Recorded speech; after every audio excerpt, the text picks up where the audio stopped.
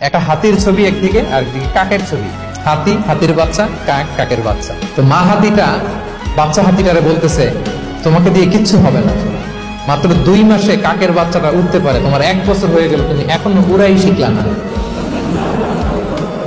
মা হাতি বলে, কাকের বাচ্চা 2 মাসে উঠতে পারে, 1টা বছর হয়ে গেল, তোমার কোনো ইমপ্রুভমেন্ট নাই বাবা।